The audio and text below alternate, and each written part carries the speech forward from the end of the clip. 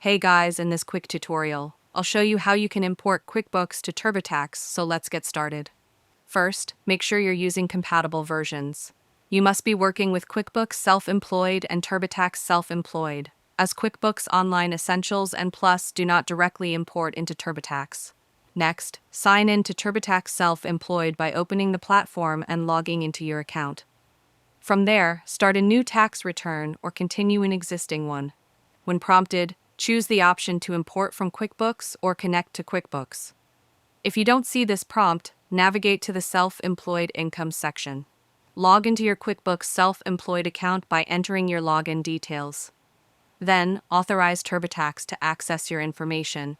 This will allow TurboTax to import your income and expense data. Once the data is imported, carefully review it.